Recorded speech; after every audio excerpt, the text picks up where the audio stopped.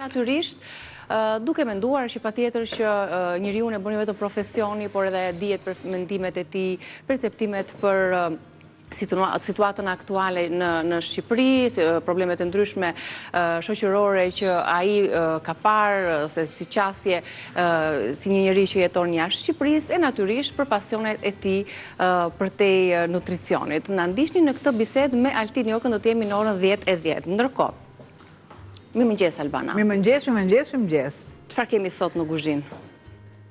Kemi picë, gjë që unë fillim po merrem pak me salsën, sepse salsa duhet jetë, dhe kam shtuar pomodorini, u kam hequr lëkurën, është në atë blansherimin e famshëm që themi ne nga ujë nxehtë në ujë të ftohtë, po më përpara bëjmë një kryq të domatja në pjesën e sipërme, nga ujë nxehtë i kalojmë në ftohtë dhe është shumë e kollajt për të hequr lëkura. Kemi këtë rezultat, patjetër që unë kam shtuar dhe pak salsë, që të kem një salsë të mpiksur. Më duhet pakës sheqer, kjo është kripa,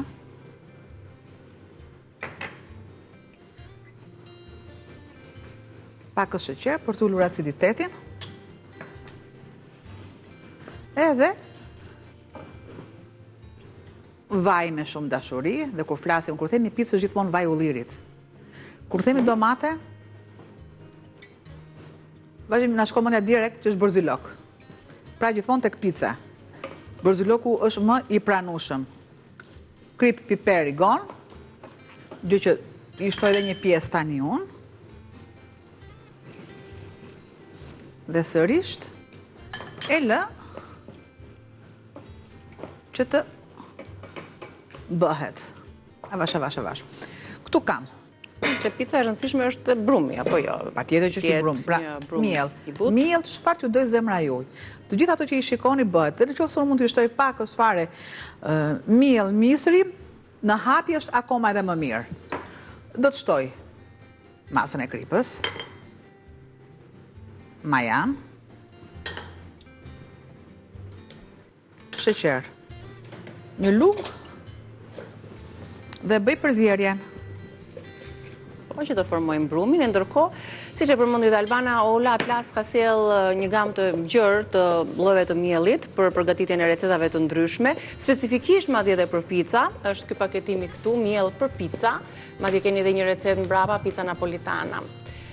Është i dedikuar për këto gatimet e picës, por në momentin që ju nuk e keni apo nuk e gjeni, patjetër çdo miell tjetër, si mielli për çdo përdorim, si mielli super me paketimin e kuq, patjetër që do t'ju sjellë atë recetën e picës fantastike apo të gatimeve të tjera të brumit, të byrekut, të lakrorit, të bukës, të piteve, petullave e meradh, biskotave e meradh, pra mund të gatojmë jashtëzakonisht receta të larmishme. Tani, te brumi e ndoqëm recetën, se çfarë shtuam në të, është si brumi i ardhur që ne gatuajmë.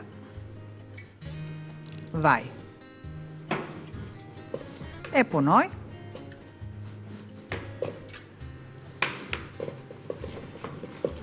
Dhe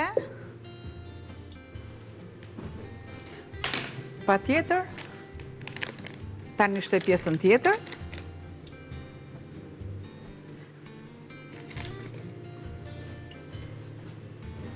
Këtu së do më duhen.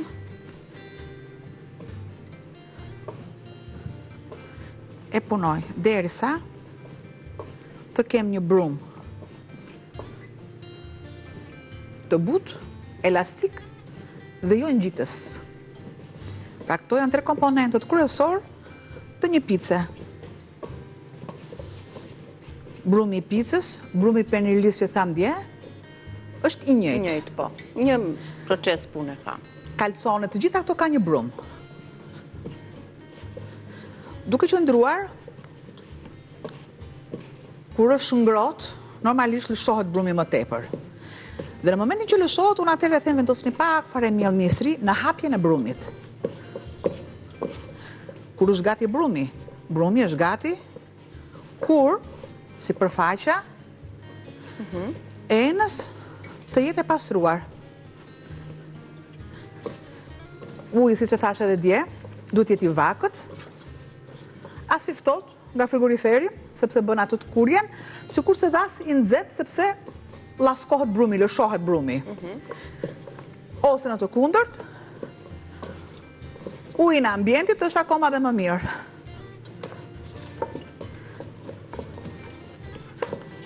Ne besoj kemi një brum tjetër të zënë më përpara, që të mos presim. Unë kam brumin tjetër, por normalisht që e punojmë dhe këtë. Do punoj brumin sepse do më duhet. Shtoj pak o zujtë salsa, sepse më duhet që të jetë një salsë e trash.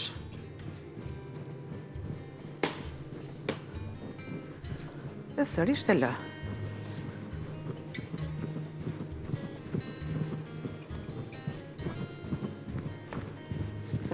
Derisa brumi pastrohet ndërduar.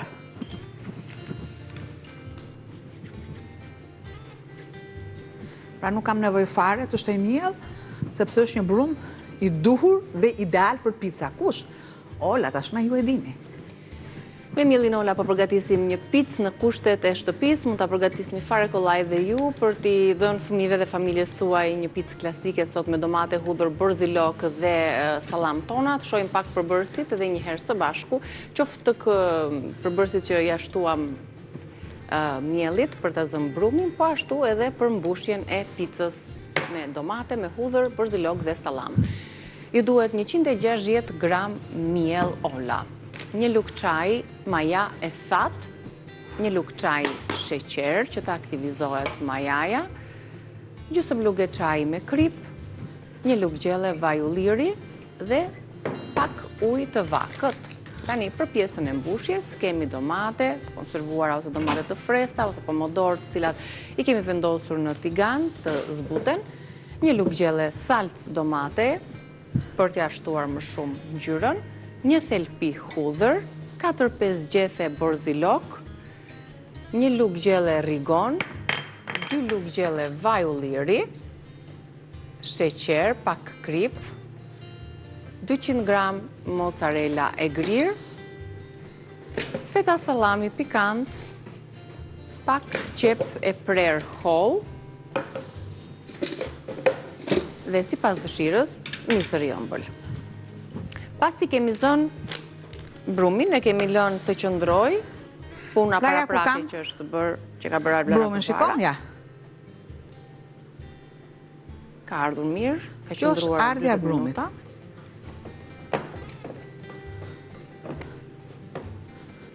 E në fakt, nëse nuk do të vinte si që duhet, do ishte një petë e thatë, e fort, bazë brumi jo e duhur. E punojnë. Që duhet punohet. Kam aty miell misri, Niki unë? Ja hapim të mielin e misrit të bardhë, me qënë se... Pra, këtë brumin e kam zënë me këtë mielin e kuq. Kurse brumin tjetër, për t'ju treguar juve pra, çfarë do lloj mielli të përdorni, ju jeni në rregull. Mjafton.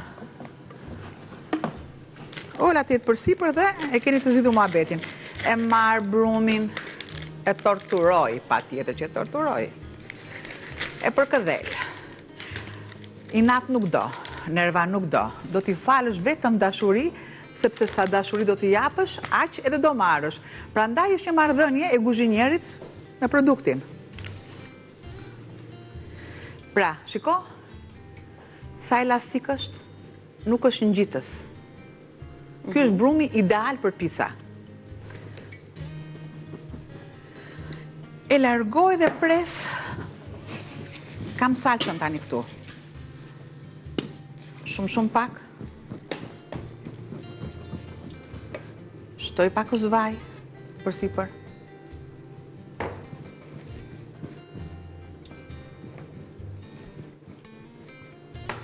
Ul temperaturën. Furrën e kam të parangrohur, Niki të lutem shumë, a vendos pak edhe këtë në furrë. Pra, nuk kemi ato të pizzerive, nuk kemi furrë druri, vendosim një tavë mbrapsht.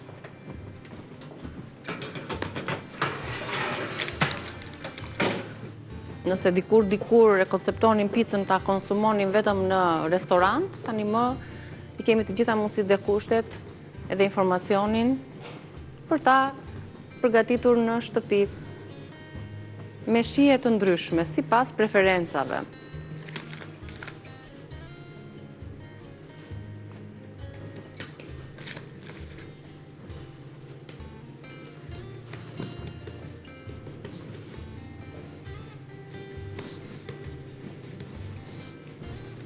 Ne vetëm furrën e drurit nuk kemi, se të gjitha kushtet i kemi këtu. Por edhe do një diferencë nuk besoj se do t'jetë.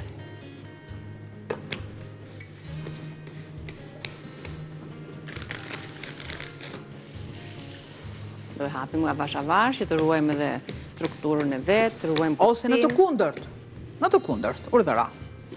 Si për të përfituar pak nga koha. Nëse ju keni probleme dhe pica juaj nuk është rëmbullakët, po pse e vrisni mendjen? Përse e vrisni mendjen?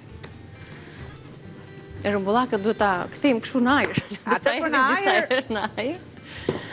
Jalën picajonëve. Ja, e hapim dhe pak, ndërkohë ka momenti që ne të bëjmë shkëputjen tonë të parë të mesazhit promocional, sa të hapet dhe në madhësinë e duhur për t'i shtuar më pas mbushjen picës tonë, kështu që më njëherë pas mesazhit promocional ju presim sërish në kuzhinë. Erdhëm përsëri në kuzhinë, vazhdojmë të përfundojmë me picën. Atëherë, pa i largu gjitha këto një herun këtu. Brumin e kemi gati. Shiko, gja me kollajt. Marë miell.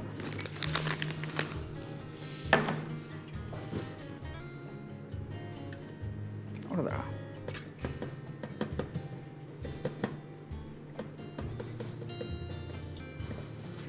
Thjesht, po të qëndroj, është akoma dhe më mirë. Marë.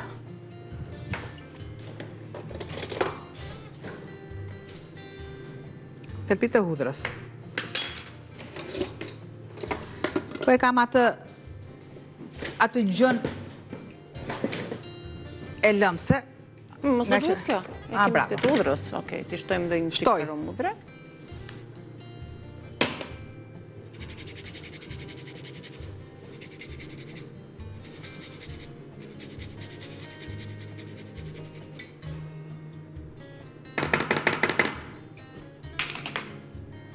Largo të pjesën e trash, sepse mua nuk më duhet që të... Do edhe një luk salcë, ti mbaj këtë ngjyrën. E kemi këtë të duhurën, pa tjetër vajnë.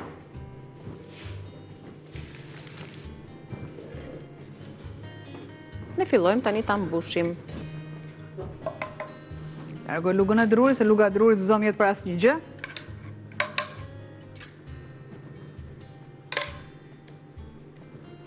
Prashin tomate e freskët.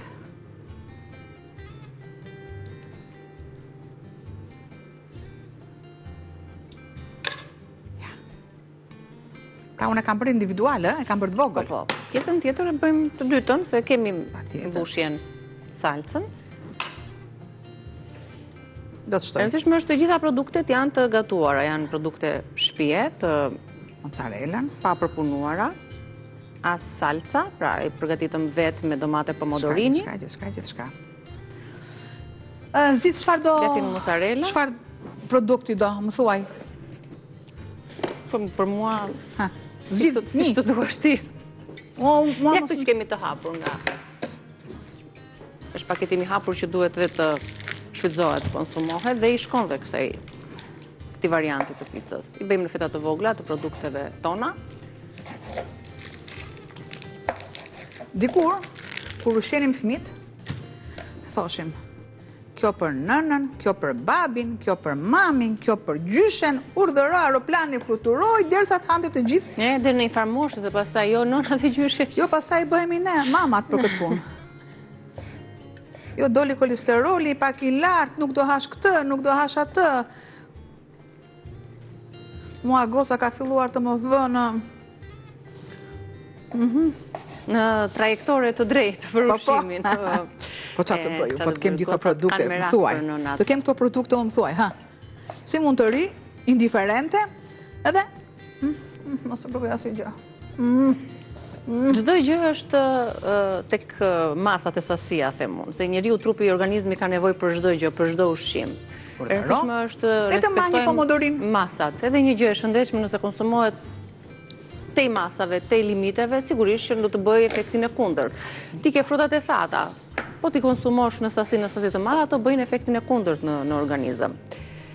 E të marrë dhe një Imagjino tjetër pastaj këtu. për produkte të tjera. Lëre. Pizza jon është gati, ato gjethet e Borzilokut kemi dhe pak qepën aty. Kjo t'jetë në rregull, kjo t'jetë këtu. Atë do t'a bëj me qep më vonë atë. Mos e bëj fare me qep, këtë se shumë mirë është siç është. Një këtu. Këto gjethet do të Patjetër që do të vyshken, por një sekond se unë tani po e bëj për demonstrim, për demonstrim, po do t'ja zëndësojmë pastaj me gjethet të freskëta. Dhe këtë tjetrën unë do ta bëj direkt. Nëse është në tava apo ftop. Uftop. E vendosim për të pjekur brumin tjetër të picës që përgatitëm, sigurisht do t'ja lëm në dorë dhe shijes stafit ton për t'i mbushur sipas preferencave. Dikush i do me salcën freskët me domate sipër përsëri, dikush me prosciutto sallam apo perime, peshton e të tjera. E rëndësishme është që ne ta shijojmë këtë punë që po përgatisim tani në këto qaste. Kemi ditën e pizzave, sot na ka mundësuar Ola për të shfrytëzuar mielin për çdo produkt, mielin për pizza kryesisht. Keni dhe receta mbrapa për të marrë formula të ndryshme të mbushjes ide, dhe pse sot nuk mungojnë, jam shumë e sigurt për këto jeni bërë eksperte të kuzhinës, kështu që nuk ja u kam merakun fare për këtë pjesë. Tani, tek fshija tjetër do të shtojmë edhe pak qep. Dikush i do perimet aty, dikush ti të preferuar me kë e ke Albana? Ç'a mbushje do t'ja, po s'ke pretendon? Jam fëmijë i mbar. Ja, ha çdo gjë. Më ka bërë nëna të mbar. Faktikisht mbaj mend, dikur s'kam dashur bamjet. Edhe nëna, që të na mësonte me atë gjë, përgjithësi e fëmijëve. Vaktin tjetër më jepte atë ushqim që unë nuk e haja. Më duke pak e vështirë faktikisht, por ja që e bënte dhe ka bërë shumë mirë sepse nuk kam naze. Tani kam shije.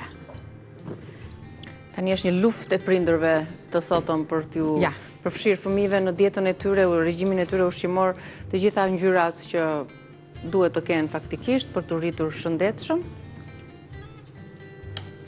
Sepse imagjino gjumi që është një proces, një element shumë i rëndësishëm për shëndet. Imagjino dhe ushqime se si janë, sa të pa sigurta, pa të kontrolluara.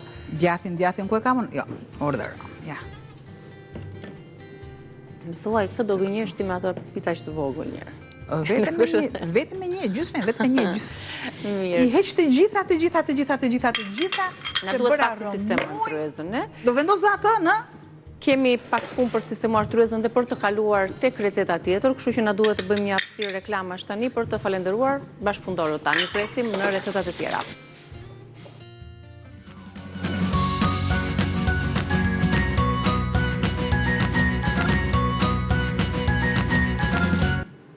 Mirë se erdhët në pjesën e fundit të hapësirës tonë të gatimit. Që tregojmë tani rezultatin e pjekjes së pizzës tonë klasike me salcë domate, me mozzarella, me pomodorini dhe me borzilok. Pizzat janë gati. Shumë të mirë duken. Një brum i butë, shumë të këndshme. Dhe me këta aromën e borzilokut që e vendosëm edhe të freskë, të lumshin duart, të vendosim këtu të tre gjethet. E vendosim të vendi vetë aty. E pa dyshim që do vazhdojmë me recetën tjetër, me recetën e dytë. Tani, të gjithë për shembull, nuk i ndajemi sot Olës, kemi dhe impast me... E mira është po t'i bëni vetë, është akoma dhe më mirë, sepse kemi mielin e misrit të Olës, që është i duri fare, ai i holli. Bëhen pasta shumë të mira. Në të kundërt, Olën e keni për gjitha, ja ku keni. Sot përdora këto makaronat vid, që bëhen shumë i bëhen salat, por, bëhet edhe një pas shumë e mirë, ose një makaron shumë e mirë. Pa tjetër. Kam me pomodor. Fiks. Pomodori vetëm për kolor, po për shije. Këtu kam peshk. Çfarë lloj peshku që të keni ju? Barbun, çfarë të doni ju? Thjesht e merrni, e spërkasni me miell. Vajin e keni vendosur që të bëhet, të nxehet. Shtoj pjesët e peshkut. Dhe ups, i largoj.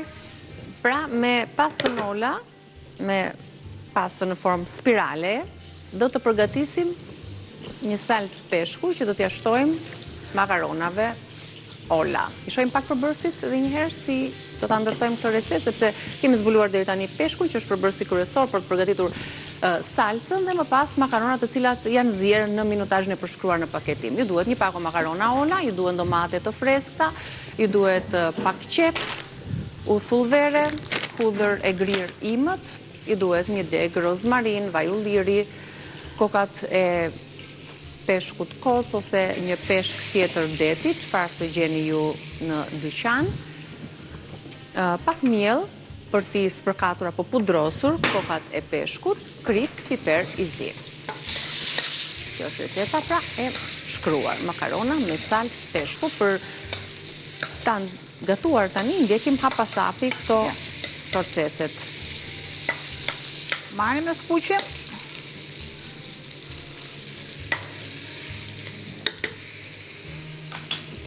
Këtu kam salcën që bëra për picë, pra që asgjë mos shkojmë dëm. Kam një thelpi hudhra, gjë që ja të marrë italierë, se pas kam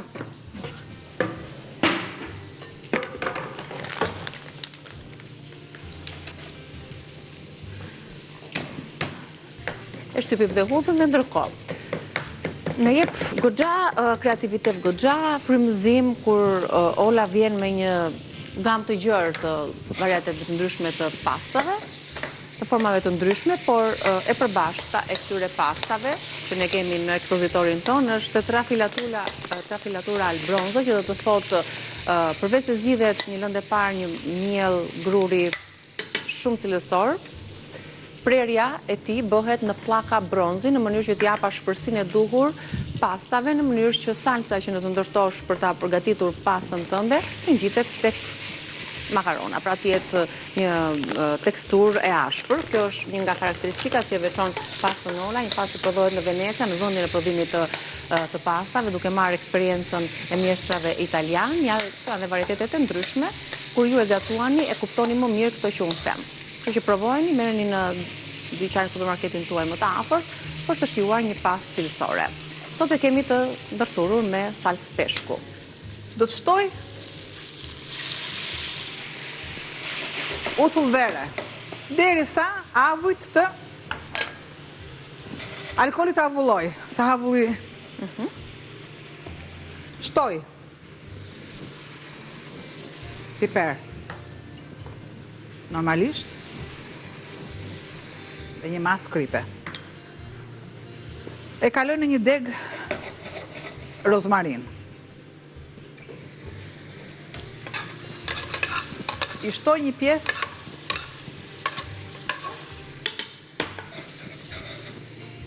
salce dhe pakos ujë.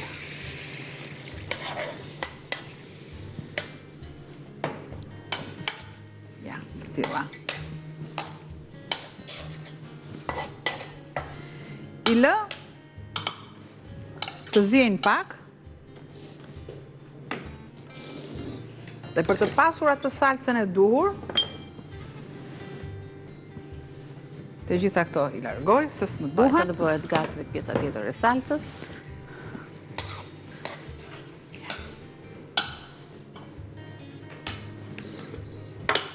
Do të marr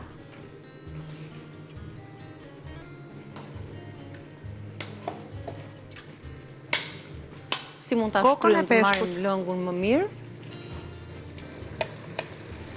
Sikurse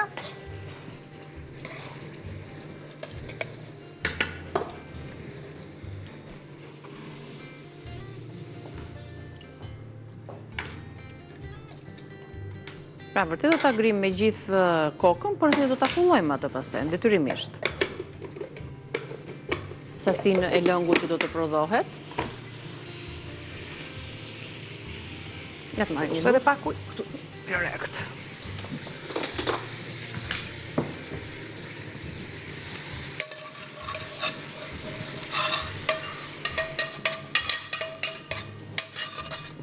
Dhe dim shumë mirë që salca më e mirë është salca e ansores. Se aty përhapet, thahet pak dhe merr një shije. Shtoj Uj dhe më mirë është uj i makaronave, i pastave.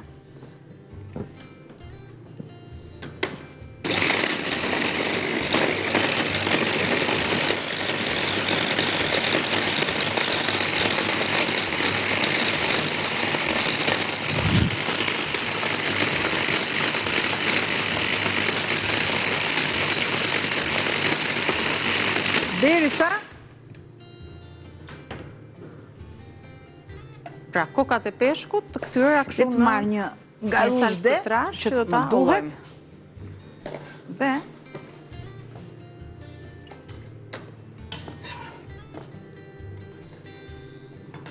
pak dhe e kullojmë. Këtë më pas, shijat që do të jetë e përqendruar aty, i bashkohet makaronave.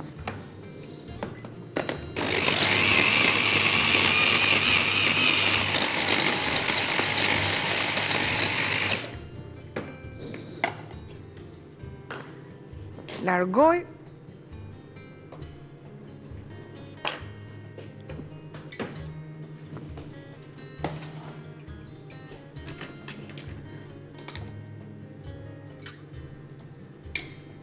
ja e kullojmë.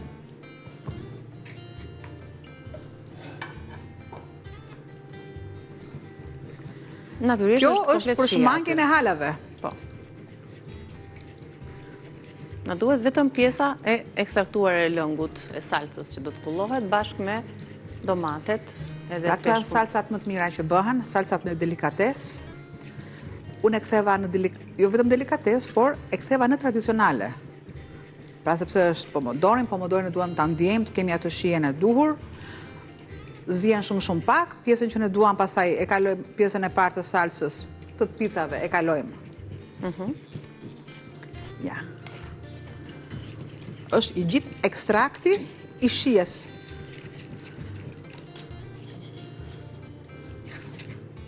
Ja, këtu. Sepse janë hala që e pengojnë. Po, është dhe pak një salcë më e plot, kështu që Po. do edhe rjeta pak më ime, kështu do pak durim Ja, që të shiko. kulloje gjitha. Shojmë të recetën e shkruar të makaronave me salcë peshku. Kemi sjell sot olën në tryez në çdo formë të produkteve që ajo sjell në treg. Fillimisht me miellin Ola përgatitëm pica, tani me pastën fusili përgatisim edhe salcën e peshkut për ta shoqëruar dhe për të provuar një shije ndryshe. Ju duhet një pako makarona, domate të freskëta, pak qep, uthull vere, hudhër e gririmët, rozmarin, vaj ulliri, kokat e peshkut, ne kemi zgjedhur peshkun koc, ose mund të zgjidhni dhe peshk tjetër nëse keni. Pak miell për t'i pudrosur dhe për të krijuar lidhjen e salcës, krip, piper i zi. Kemi zier makaronat fusili, mund të zgjidhni dhe lloje të tjera, por më bukur kjo salca për që përgatitëm. Unë do të mundohem të shtoj vetëm një pjesë të makaronave. E shikoni, sepse nuk vendosa duart, pra asgjë nuk ka ngjitur, sepse janë një makaron që është cilësore, është mielli, mbi të gjitha dhe më pas që nuk ngjit. Shtoj pjesën e pastave të makaronave, si të doni ju t'i thoni. Nuk e shtoj të gjithë, po, sepse duhet që të kem një pastë të lëngësht, e kam zjerë 2 minuta më pak nga çfarë thot ambalazhimi. 6 e ka ambalazhimi, kështu që një 4 minutë zjen. Largoj rozmarinën që e kam lënë për shije.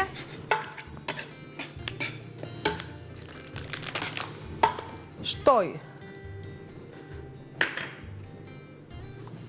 Ne rregullojmë Më do kripën. pakës fare krip, pa tjetër që më duhet piperi, i largoj edhe Dhe pasta jon është gati. në mbani mendje. Këtu kam ara, bim aromatike,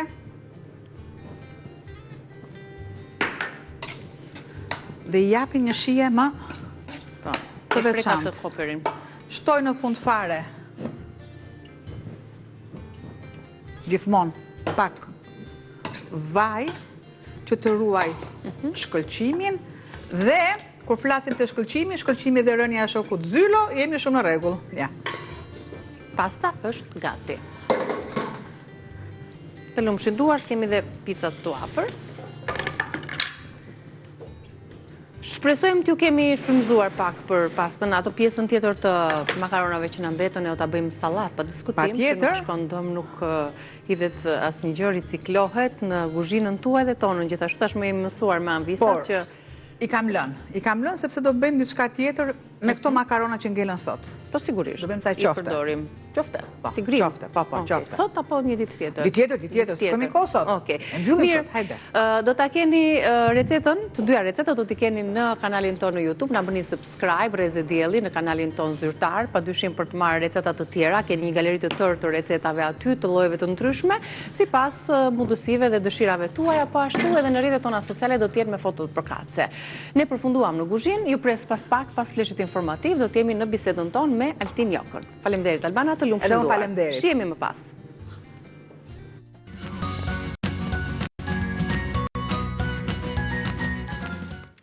Mirë se erdhët në Reze Dielli. Sot kam kënaqësinë të kem në studio një të ftuar që ju që na ndiqni vazhdimisht në programin tonë e njihni mjaft mirë atë. Ai jeton prej shumë vitesh në Suedi, është nutricionist, është naturopat, është specialist i mjekësisë holistike dhe autor i 2 librave mjaft të suksesshëm. Por sot kemi menduar që të zhvillojmë një intervistë pak më ndryshe me Altin Jokën, edhe për vetë faktin se ai ndodhet prej disa ditësh me pushime në Shqipëri. Nuk doja që këtë bisedë ta përqendronim tek temat shëndetësore, ato do t'i lëm për javët në vazhdim, por të njohim pak më tepër njeriun përtej profesionit, sepse padyshim që një individ nuk përfaqësohet vetëm nga profesioni, nga puna që ai bën, por edhe nga idetë, nga mendimet, nga perceptimet që ai ka për shoqërinë, për jetën, për çështje të ndryshme. Kështu që le ta mirëpresim Altin Jokën tashmë fizikisht në studion ton, t'ju uroj mirëseardhjen e të zhvillojmë një bisedë ndryshe me të. Mirë se erdhe Altin. Faleminderit juve. Ju përshëndes edhe gjithë teleshikuesit dhe juve për gjithë të ekspozet parën që keni bërë. Ndoshta më ngritet më tepër se ç'duhet. Unë jam thjesht një udhëtar në këtë jetë si gjithë tjerët. Megjithatë ju falenderoj.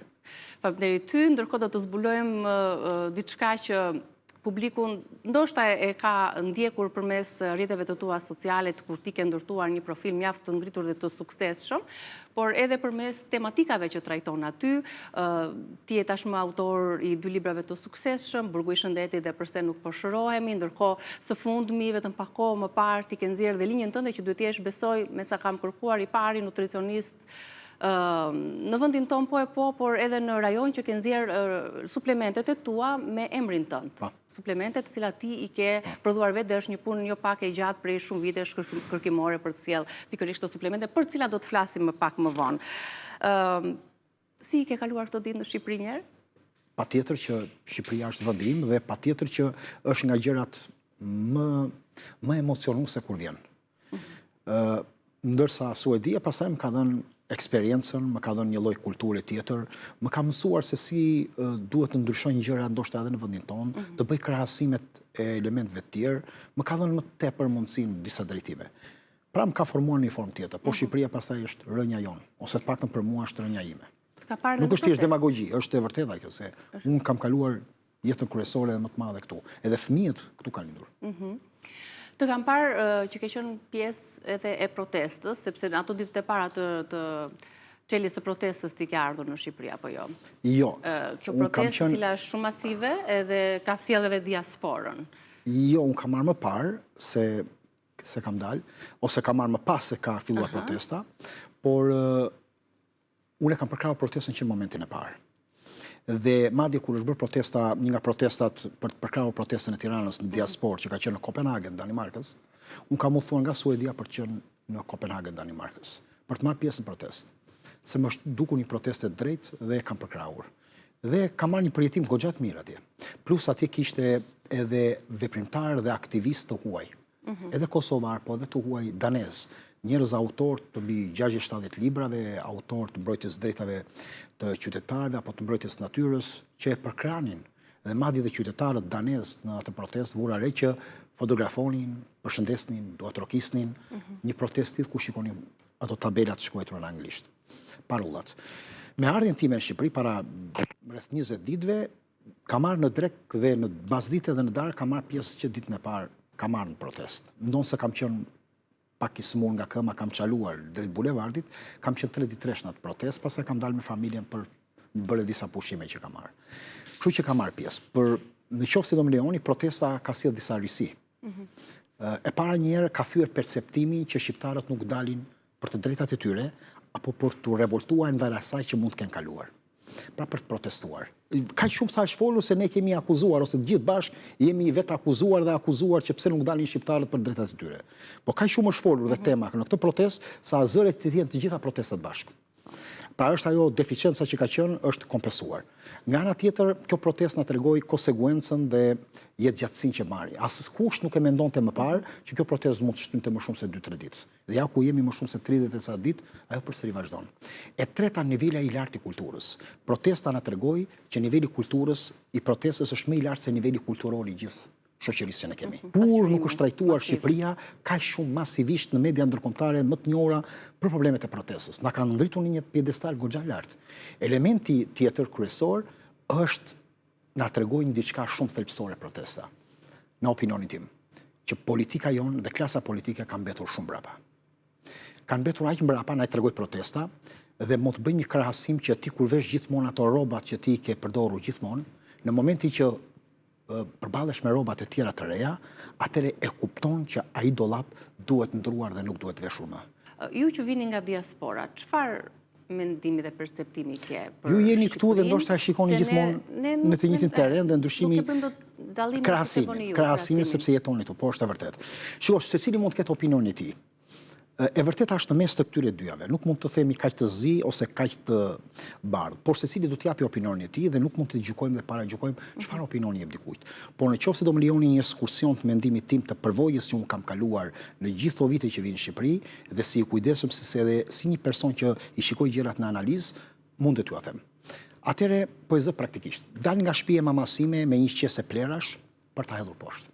Heci disa hapa apo pak më shumë dhe nuk afrohem dot të kazaneve plerave më afër se 10 metra, sepse ku dërbojnë. E dyta, kazanet e plerave janë përsëri në çdo vit që i lë të njëjtat kazan plerash. Bota sot nga ata kazan ka kaluar në kalimin kazan të tjerë që prodhojnë energji. Pastaj kalojmë rrugën për të kaluar vizat e bardha. Vizat e bardha i thënçin sepse Tirana nuk ka më vizat bardha. Kam mbredhur në gjithë Tiranën pothuajse dhe vetëm në ndonjë vend tek tuk sporadik kam parë vizat bardha dhe ndarjet karrenzës së rrugës me vizat e bardha. Kaloj, ky është opinioni im, kaloj pastaj për ty për autobusi porcelanit. Shikoj njerëzit që gjithë kam hyrë për një 6 herë këto kohë në shërbimin urban, edhe për ta testuar, për ta shikuar, por edhe për arsye kostosh, se unë nuk jam njeri i pasur. Të gjithë njerëzit kthejnë kokën majtas për të shikuar ku do vi autobusi porcelanit. Nuk ka një orar. Njerë 22 minuta, njerë 26 minuta për të harë autobusi. Mirë që vjen, po një nga diskreditimet më të mëdha dhe nga një ofendimet më të mëdha që i bëhet popullit. Sot është bërë një makt i madh për të parkuar në Tiranë, qarkullimi, rënje borive, psa hapet semafori të padurueshëm njerëzit, edhe kjo është kultura qytetare. Dhe më pas kthehesh lart për në shtëpi dhe shikon tek posta e lagjes që pensionistët rinë ende në radhë për të marrë pensionet. Ky është një turp. Ky është një ofendim. Për mua këtu shteti ka rënë. Futesh në lagje dhe kudo pitona, goma, hekura për parkingun në lagje. Dhe nuk parkon dot. Do të bredhësh 15-20 minuta për të parkuar. Pa gjë më stresi. Dhe pastaj ngjitesh në shtëpi dhe sa shkon nga dirsa që ke marrë, të thot mamaja ka ikur ujë në orën 2:30. Të dalësh në një park që do të shkosh me fëmijët, në një vend të gjelbërt, jeshillëk. Ku mund të shkosh të marrësh frymë?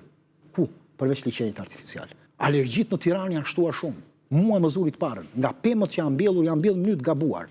Mund t'ju them ja 12-13 lloj pemësh që unë kam njohur, që janë të gabuar që nuk lejohen më në botë. Pak në Suedi nuk lejohen më që ato pemë të jenë të mbjella. Krijojnë alergji, krijojnë probleme me përveç alergjisë, probleme me azmën. Krijojnë probleme me azmën dhe të tjera probleme edhe mendore.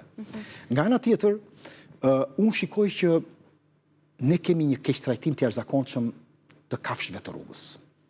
Është vërtet fatalitet. Edhe shumë elemente të tjera. Tirana, pra, po e përmbyll, Tirana është një nga qytetet më të pajetueshme në botë. Në opinionin tim pak më sa kam dalë. Dhe së treti në qoftë se ka ndonjë dëmtim të gjithë mikromjedisit mund të them, ose dëmtimit që është bërë Shqipërisë, është Tirana. Nuk është as Narta, as Vërreci, as Palasa, çfarë thonë, jo. Dëmtimi më i madh mjedisor është Tirana. Betonizimi aq i madh dhe vazhdohet përsëri dhe një pislëk plur. A ka diçka pozitive ana tjetër e medaljes që të impresionon, të emocionon, ke nostalgji? Se folëm për njërën anë të medaljes. Restorantet janë të mira, pallatet e reja janë të bukura, fasadat janë të këndshme, makinat janë të reja, ka shumë taksi, në çdo 3 makina ka taksi, që ke mundësi të suportosh. Ushqimet, disa nga ushqimet e fshatarëve që janë në tregje janë të mira. Një pjesë jo, po një pjesë po, sidomos të sezonit, fiqt sidomos, specat, domatja, zëmërkau e këto që nuk i gjen dot kudo, disa pjesë të mishit që mund të marrësh. Pra këto janë pozitive në drejtim të ushqimit. Në drejtim të tjerave për shembull, ne nuk kemi ndonjë bashkëpunim as në lagje. Thash protesta na tregoj që ka nivele më të lartë të kulturës, se ka solidaritet. Ne në lagje nuk kemi solidaritet. Këtu i bie trapalit njëri bën zhurmë, punonjësit e Bashkisë6 në orën 5:30, 6 mëngjesit kalojnë para pallatit tim dhe ulërasin 20 veta, ngrënzërin, bërtasin sikur je në korë për të çuar nga gjumi, sikur i paguan bashkia për të çuar nga gjumi dhe nuk njohin respektin për tjerët. Dikush punon orën 10:30 natës, 6 darkës punon, i bie trapanit, gozhdës, njëri ulëret, njëri bërtet. Pra nuk e njohim konceptin e komunitetit me idenë se unë jam në shtëpinë time. Jam zoti kësaj. Po jo, pra ne jetojmë në komunitet. Po do të gjëra të tjera pozitive, do të më pyesësh për kë gjëra pozitive ke fjalë. Jo, po ku janë gjërat pozitive, nuk e di. Le të flasim për rrugtimin tuaj. Po, faleminderit. Kur ktheheni pas në kohë dhe shihni rrugtimin tuaj, ato çka keni sjell për publikun, për ndjekësit tuaj, ka diçka që të ka mbetur peng që ende nuk e ke realizuar që është në ëndrat tuaja? Unë mendoj që një person që nuk ka objektiva dhe nuk ka disa ëndra për të ardhmen, ai ka ndaluar në atë mend. Pra është si punë e një lumi që rrjedh. Unë kam pasur disa objektiva, jeta jonë edhe është në dorë të Zotit dhe ne nesër mund mos jemi më, ose në çastin tjetër, por përsëri disa objektiva dhe disa ose ëndrat në objektiva duhen kthyer. Unë një nga ëndrat e mia më të mëdha që kam pasur parë, doja të kisha një librari të madhe në formën e një biblioteke, të isha bibliotekar, të u futesha në një koltuk me errësirë, pra në një gjysmë errësire, të lexoja gjithkohës dhe të ishin disa tavolina ku njerëzit lexonin dhe të flisnin për librin. Kjo ka qenë nga ëndrat e mia. Një ëndër tjetër kam qenë që të bënim një klinikë moderne naturopatike, holistike, fitoterapie, diku në një zonë fshati ose pyesh në Shqipëri, ku njerëzit të njihnin shëndetin e vërtet. Jo të njihnin shëndetin e vërtet dhe jo të vinin thjesht për të kuruar sëmundjen, po për të kuptuar pse është çekulibruar sistemi i tyre i brendshëm në trupin e tyre. Për të kuptuar, jo thjesht për të kaluar disa ditë. Ashtu siç kalojnë disa ditë Bregdet, 5 ditë, 7 ditë, 10 ditë, ti kalonin atje, të kuptonin çfarë është fitoterapia, çfarë janë bimët, si mund të kurohesh nëpërmjet kurimeve natyrale. Është një shembull që ke marrë që është frymëzuar në Në Zvicër, në Austri, janë disa opinoj, ti dhe Norvegji, ka element tillë. Këtë kam pas si ëndër që më ka lindur para një 8 viteve, 10 viteve afërsisht. Një tjetër ka qenë të kemi një komunitet të madh të nutricionit, të herbalizmit, të naturopatisë, të bëjmë një konfederat ose një shoqat të madhe, ku të mbrojmë të drejtat, jo vetëm të konsumatorit, por të krijojmë guidën ushqimore në Shqipëri. Sipas moshës, jemi vetëm një vend i cili nuk kemi një guid të përcaktuar, të tërë flasin sipas interesave tyre në televizore, por ne nuk kemi një guid. Çdo gjë vepron baza një guide. Pra ku mblidhen shumë ekspert brenda një shoqate dhe përcaktojnë një guid se si duhet ushqet një fëmijë, një i rritur në kopshe, në çerdhe, në shkolla, sa kalori duhet ushqen, sa minerale, si duhen marrë dhe bëhet një manual i tillë që t'i jepet popullatës. Në bazë të këtij manuali, çdo nutricionist do dalit nesër, çdo naturopat, çdo mjek do bazohet në këtë manual dhe do flasi. Por shoqata do të kishte funksione tjera për të dhënë informacione më të detajuar, për të ulur disinformacionin që kemi ne sot më shumë se sa informacioni. Kjo ishte e treta. Dhe katërta kanë këto shoqata, pra funksionojnë profesione të tjera në fusha të ndryshme, janë më të organizuar. Por në këtë fushë nuk kemi. Është një shoqat që di që është krijuar, por më shikojnë gjërat personale, jo për të kaluar pak më tutje, në ndihmë të popullatës. Elementi fundi ndoshta ose një nga elementet tjerë ka qenë që të kisha një emision televiziv në mëngjes. 15-20 minuta në një televizion, po vërtet, por ndryshe nga emisionet. Ka një boshllëk të emisioneve tona këtu. në emisionet e mëngjesit në gjithë televizionet. Dhe do kisha një emision 15 minutësh që ishte komplet ndryshme, me një stil komplet të riformatuar dhe vërtet të veçantë. Mund të jetë një propozim që mund ta dëgjojnë drejtues mediave, pse jo? Ka rëndësi, unë kam pasi ëndër objektiv që të jetë një emision i tillë që do jetë vërtet i veçantë, që të jetë, them se do ishte nga më të ndjekurit, sepse në disa vendet nordike që është kjo, për shembull, është goxha e ndjekur. Të tjerat për shembull bërin e librave, ka menduar që të kisha diku 5 libra të prodhuar për një farko, por kam arritur te 2, jam te procesi i tretë. Je në proces të librit të tretë? Po, të librit të tretë, po.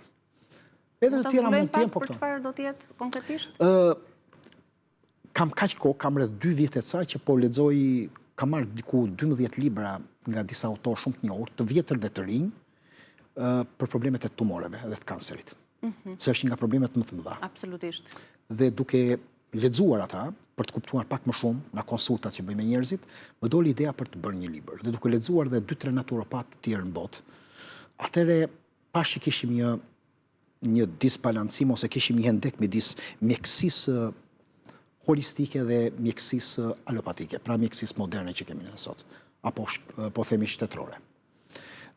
Kishim një hendek, dhe midis saj fillova që të studioja atë pjesën gri, dhe jam në përfundim të librit për tumoret. Në radhë parë du të kuptojmë se çfarë është tumori, ne kemi konceptuar gabim, kemi ndjekur për 70 vite gabim rrugën drejt tumoreve. Kurimet të tumoreve, dhe sot po e thonë 2 nga shkencëtarët, ndoshta më me emër dhe më të ndjekur sot Shtetet Bashkuara të Amerikës, që thotë kemi ndjekur një rrugë të gabuar dhe problemi është që ne po vazhdojmë të ecim në atë rrugë. Derisa të ndryshojmë rrugën, ne nuk kemi për të kuruar kur tumoret. Pjesa tjetër e vaksinave që thuhet për tumoret është thjesht një demagogji. Kjo është para 15 viteve, 20 vite, bile mund t'ju tregoj edhe shembuj se si janë prodhuar disa vaksina që para 18 viteve dhe nuk ka dhënë rezultate, dhe pse mendonin do arrini rezultate, madje kanë sjellë disa pasojë të tjera. Unë nuk besoj te pjesa e vaksinave, sepse tumori nuk është thjesht te vaksinat për tumoret po flis. Libri. Nuk besoni tek vaksinat që bëhen për të kuruar. Në përgjithësi dhe në një pjesë tjetër të vaksinave, po flasim për të pjesën e tumoreve. Kështu që libri i tretë do jetë në këtë temë dhe do japi disa ide të reja që çfarë mendohet dhe çfarë është tumori dhe si duhet luftuar. Ne po luftojmë me ashpërsinë më të madhe te pika më e fortë. Kjo është gabimi jon. Ne duhet ta luftojmë te pikat më dobta. Një kalan nuk goditet tek muri më i fortë, goditet te dobësia. Ne po e godasim në qendër pikërisht tumorin. Po, se kjo është një temë shumë e gjerë, duhet një emision shumë i madh, por të kalojmë dhe me interes për të pritur edhe librin. Altin, në rrjetet sociale shumë persona naturopat, nutricionist, specialist mix holistike japin ide të ndryshme në lidhje me një temë të caktuar. Çfarë thot njëri? Kundërshton tjetri, çfarë thot njëri sot tjetri thot populli, dhe njerëzit ata që ju ndjekin ndjen shumë skeptik, të dyzuar, cilin model të marr. Edhe të shonjentuar. Sepse njëjta gjë, ndryshe thuhet nga ti, ndryshe nga dikush tjetër, dhe këtë besojmë. Si duhet ta përzgjedhim personin? Besimin. Besimin, si duhet ta përzgjedhim informacionin që ta adaptojmë? Së pari nuk duhet të ndjekim verbërisht një person. Kjo është gabimi i parë që bëjnë njerëzit. Dhe pastaj zgënjehen. Së dyti, unë mendoj që ne sot kemi më shumë disinformacion në formën e informacionit për interes të lajkeve, të përfitimeve, për të dukur në mes të mediave, të duke në mes të tjerëve, të bëjnë përshtypje. Kemi më shumë disinformacion se informacion. Kultura në përgjithësi e njohjes të disa fushave të këtyre që po ne flasim është jashtëzakonisht e ulët. Përjashtuar disa elemente të tjerë kanë një mangësi të jashtëzakonshme të aspektit fiziopatologjik të ndërtimit të trupit ton, të pjesës metabolike si ndërton. Dhe kur dalin në disa video, madje ne kemi bërë disa emisione edhe për fakte dhe mite, që mua më bëjnë përshtypje. Që po të bëjmë vetëm një emision të tillë, mund të jenë mira në Shqipëri që përhapen në disinformacion. Si mund ta ndjekim një person? E para një duhet shikojmë a ka ndonjë shkollim ky person, a ka punuar pas dikujt që është me emër, që ka marrë një eksperiencë, e dyta sa eksperiencë ka ky person. Pra me njerëzit. Së treti, a jep argumente ky person kur flet, apo nuk flet asgjë. Pra vetëm thot elemente dhe nuk jep argumente. Nga ana tjetër argumentet janë argumentet e të kaluarve tanë, pra të brezave më parë, pra të gjyshëve, stërgjyshëve, si kanë kaluar dhe çfarë kanë përdorur, sepse ne do bazohemi atje, këto janë argumente, dhe pastaj duhet paraqesi studime. A është bazuar në bazë të disa studimeve të pak kontestueshme, pra jo ato që janë të diskutueshme. Dhe nga ana tjetër, sa integritet ka ky person? A është person që është me integritet apo jo, apo nuk është një person? Elementi kryesor, pra ku bashkohet të gjitha bashkë janë këto: argumenti, eksperjenca që ai ka studimet që ai do nxjerrë dhe integriteti që ai do ketë. Dhe këtu pastaj duhet ndarë vetë publiku. Prandaj dhe unë thash duhet një shoqat, se duke u krijuar një shoqat, i sheshon vetë to element. Dhe vetë shoqata del e pasere, sepse një shoqat është ndërtuar nga 70, 100, 150 persona dhe ka një grup të cilën dalin në një konkluzion. Dhe kur dalin në një konkluzion, ti jashtë atyre konkluzioneve mund të dalësh, por nuk mund të thuash çdo gjë. Po.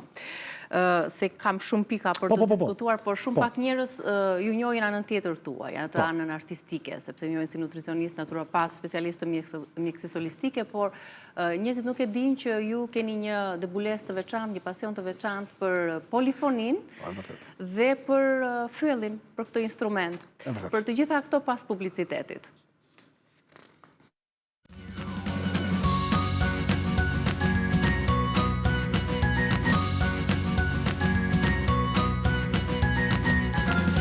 Rikthehemi me Altin Jokën, po flisnim për pjesën tjetër, anën botën artistike. Kemi një kolazh, Altin.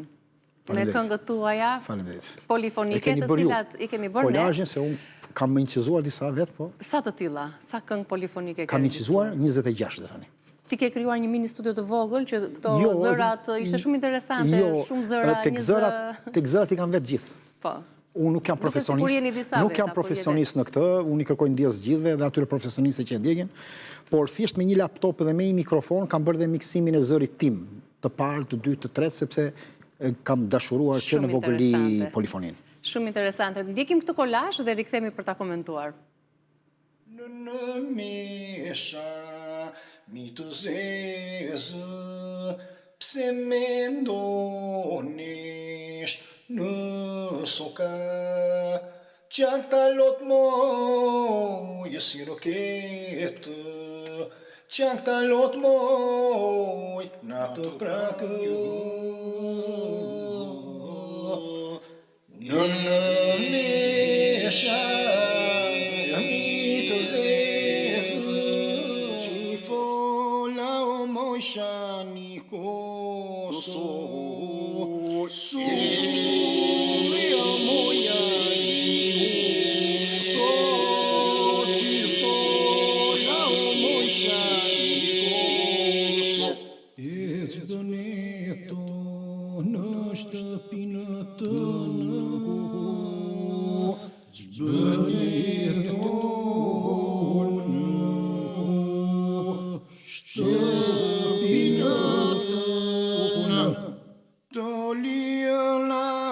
qa ju posja ta dorën ta këpojtë Doliona qa ju belesja ta dorën ta këpojtë Amanu asja mani më njëzë të na bëni në dyzë e që së na ka vijasë një jëngë në kabirë bili që këndon në prilë moj gjithë malë oja moj bilë thoja o të lumë të goja jepi moj bilë jepi o të lumë të skjepi del të lëza zalito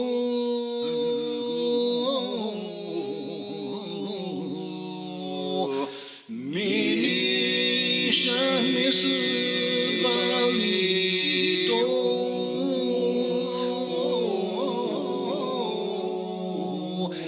Si në abuzë malito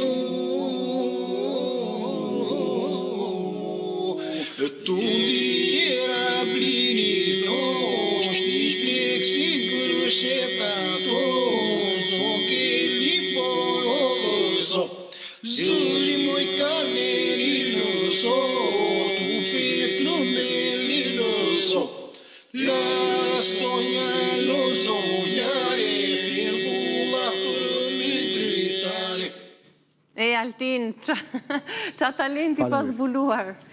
Nuk janë aq profesionale, se unë nuk i kam bërë në studi, kam bërë vetë, por jam munduar. E kam pasion. Një nga pasionet më të gjata që ka rezistuar në jetën time, që nga fëmijëria ka qenë polifonia.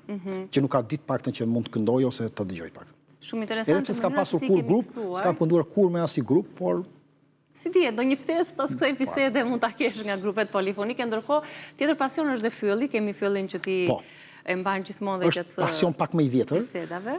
Nuk është një fyll, por faktikisht është një flaut amerikan. Është në notën F faktikisht.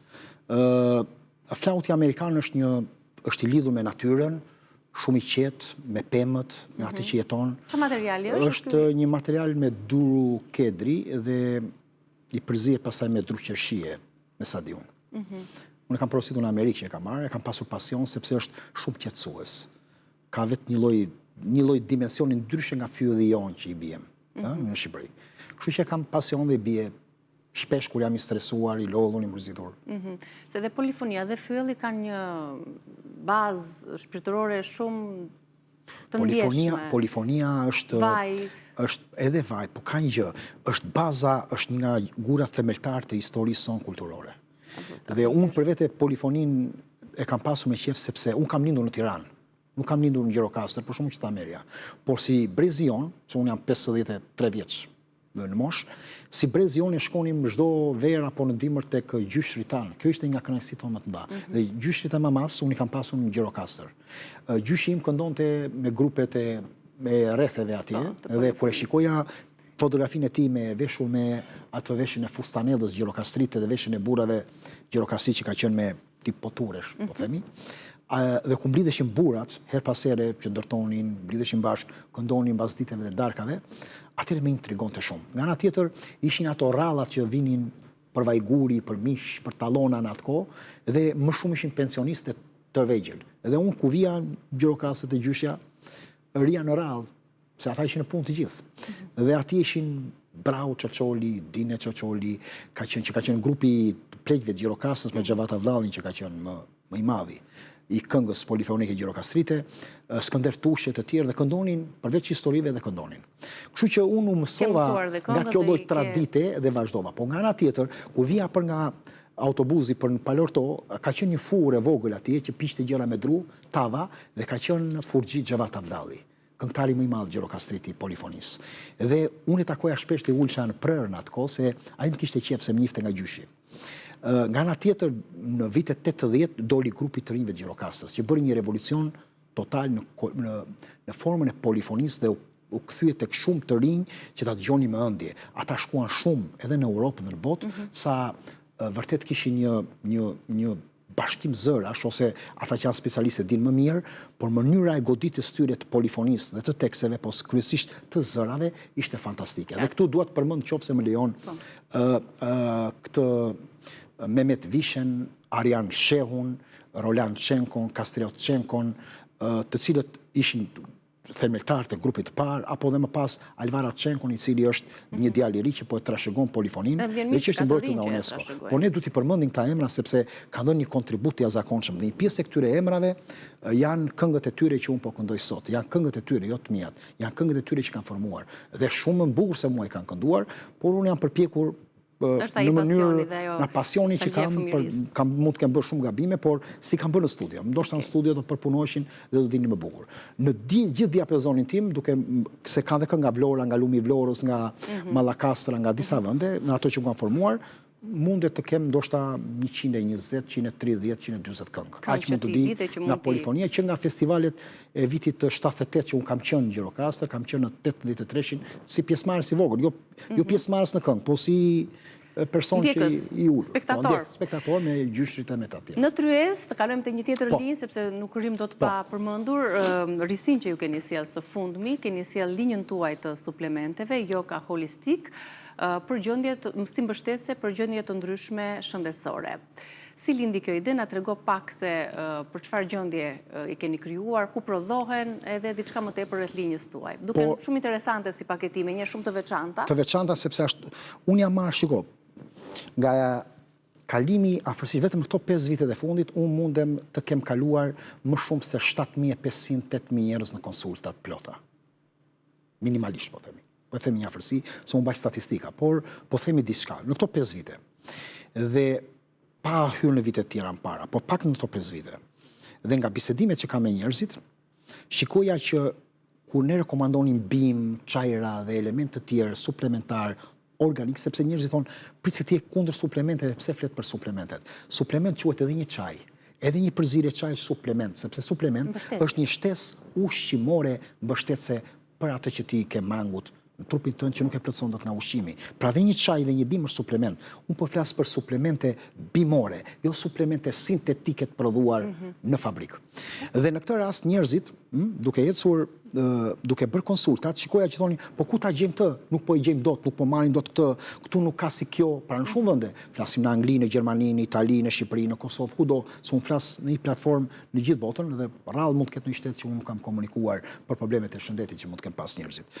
Dhe nga kjo më doli një ide, thash, atëre pse mos i konfiguroj për problemet kryesore të disa gjendjeve shëndetësore, duke futur bimët kryesore. Dhe risia e këtyre është që nuk ka një produkt brenda ose një përbërës ose 2 përbërës, apo 3. Disa nga këto kanë 35 përbërës brenda, të një pjesë të tyre organike, të certifikuara. Një pjesë të tyre janë, ose të gjitha janë pa kimikate dhe pa metale të rënda, që është shumë e rëndësishme, pa aditiv, pa ngjyrus. Disa nga këto, më e pakta është njëra që është me 7-8 bim, me 7-8 përbërës brenda. Dhe nuk punojnë vetëm për një gjë. Prandaj dhe unë i kam ideuar, që nuk punojnë për shembull ajo që është për mëlçin, nuk punon vetëm për problemet e mëlçisë. Ajo fillon rregullon disa probleme në zor, rregullon disa probleme në tëmth, rregullon disa probleme metabolike, rregullon disa probleme në glicemi, pra në problemet e sheqerit gjak, dhe pastaj kalon edhe të mëlçia, sepse nuk është vetëm një problem. Prandaj dhe këto janë të veçanta në atë linjë që unë kam menduar. Unë jam marrë 4 vite me një kompani, pra pasi testova disa nga kompanitë në Europë, me një kompani u lidha dhe jam marrë afërsisht 4 vite për të riformuluar, për të rindërtuar, për të bërë produktin, për të kaluar ashtu siç duhet, për të bërë etiketimin, për të realizuar këtë lloj paketimi i cili të jetë i rigjenerueshëm, pra të jetë i riciklueshëm si paketim, të jetë elegant, të jetë i veçantë në formën e vet, dhe prandaj kjo është çu ka lindur kjo ide. Shumë njerëz i kanë testuar, i kanë provuar, si ka qenë reagimi i tyre? Atëre, dhe cili ka qenë suplementi më i kërkuar? Mund të kenë qenë disa, por rreth 85 deri në 90% njerëzve janë nivelet mbi mesatare lartë që i kanë testuar dhe kanë qenë të kënaqur. Mund të themi që mund të jetë diku një 10%, ndoshta edhe 15%, jo shumë të kënaqur dhe diku 5% të pa kënaqur fare. Themi realisht. Po sepse jo çdo produkt mund të veprojë me ty. Për shembull, edhe ti ku konsumon një hudhër, ku konsumon një çaj, ku konsumon një bim, ose çajin e kamomil, çdo gjë tjetër, or dhe një ilaç. A ke parë ti të njerëzit që përdorin një antibiotik ose një ilaç tjetër dhe nuk i bën efekt? Nuk bën efekt ilaçet në atë, sepse trupi jonë është shumë më i ndërlikuar se kaq dhe nuk mund të jetë një produkt që ti përfshi të gjithë njerëzit. Por megjithatë, unë prandaj kam futur tek një nga këto ka shumë përbërës. Ka 7, 8, 9 përbërës, 10, 12, 19. Për shembull, një për imunitetin ka 20 përbërës, të cilët janë pjesa kryesore bim të studiuara, të kaluara dhe për këto më kanë marrë rreth 3-4 vite punë për të angazhuar të. Ku prodhohen Altin? Këto prodhohen në Angli. Një nga kompanitë më që ka marrë çmimin, ka marrë 5 yje për drejtimin e pastërtisë, cilësisë dhe kualitetit dhe që nuk ka asnjë vretje deri tani në historinë e saj të gabueshmërisë dhe të kontrollit. Dhe me kërkesat, këmbguljet që ti ke për produktet, për çdo gjë. Janë 20 produkte afërsisht. Se si mund mos ishte ky produkt kaq estetik, i këndshëm, elegant dhe me një paketim fantastik. Janë 20 dhe janë të gjitha halal. Të gjitha halal. Janë të gjitha halal në formë tyre, disa janë të certifikuar organike, po disa pjesa gjitha janë halal si produkte. Për 20 gjendje shëndetësore? Jo, këto janë për rreth 75 dhe 85 problematika. Por janë 20 që plotësojnë këto. Janë dhe për më tepër. Tani vinë dhe 3 produkte të tjera që janë avantgard dhe do jenë vërtet premium në atë. Unë i kam marrë nga 2-3 nga naturopatët e vjetër si formula, kam ideuar disa formula shtesë, duke punuar me kimistët edhe të kësaj fabrike, kemi futur dhe disa element shtesë për problemet e disa gjendjeve tjera shëndetësore që do jenë vërtet do jenë avantgard edhe për sistemi. A do të përdorin njerëzit të gjithë suplementet? 3-4 nga këta janë vërtet formula avantgard edhe në botë. në formimin e tyre, po, sepse janë kombinuar nga disa naturopat, po sinergjia gjithë bashkimit për të realizuar gradualisht. Dhe ka një gjë, të gjitha këto i them njerëzve, se shumë njerëz thonë pse nuk na jep efektin me njëherë. Këto punojnë shumë gradualisht, nuk punojnë pra ashtu siç e do trupi jon. Trupi jon punon gradualisht për ta rregulluar apo për të rregulluar ekuilibrat. Dhe këto punojnë gradualisht dhe punojnë ngadalë, nuk punojnë me njëherë dhe duan kohë dhe afate të gjata. Kjo është kryesore. Kryesore është që nuk kanë metale të rënda, nuk kanë aditiv, nuk kanë ngjyrosës, prodhohen në një nga kompanitë më të mira.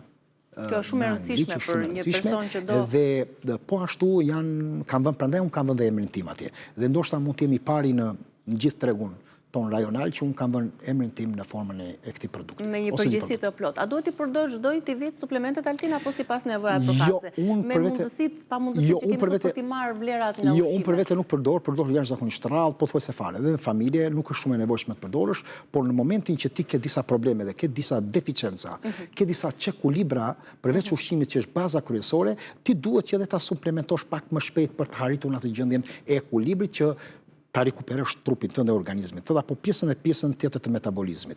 Kështu që prandaj duhen disa shtesa, por nuk po flasim për magnez veçuar, për vitaminë D. Këto unë jam kundër këtyre. Vitaminës D, magnezit, kalciumit, veçet, këto janë veç. Këto nuk kanë fare një gjë të tillë. Pra të kuptojmë. Një produkt ka për shembull 8, 10, 12 element, 14 element, nuk ka thjesht një. Nuk punon një element i shkëputur në trupin tonë se nuk e njeh trupi jon. Trupi jon do një si një frut, që një frut ka disa minerale, disa vitamina, ka disa element polifenole, antioksidant që të punojë. Nuk punon një vitaminë vetëm dhe një mineral, nuk mund të bëj çuditëra dhe nuk mund të bëj gjëra të jashtëzakonshme. Pra, ato që e thënë, jo, janë qetësuar pak nga magnezi, është përkohësisht për një moment. Nuk mund të vi, po nuk është zgjidhja. Problemi është të zgjidhim shkaqe dhe një nga problemet më të mëdha sot në mjekësisë në botë është problemi i shkaqeve dhe jo thjesht i kurimeve. Shumë suksese, shumë interesante, ndoshta është një nga arritjet më të mëdha që ti ke deri më tani, të sjellësh një suplement në emrin tënd, edhe shumë të tjera që do të vinë besoj. 20 janë, do vinë bën 23 dhe mendoj të bëj edhe 5 të tjera të cilët do jenë akoma dhe më të veçanta, sepse kam rreth 18 muaj që punoj për disa riformulime të reja që janë vërtet veçanta dhe po testohen.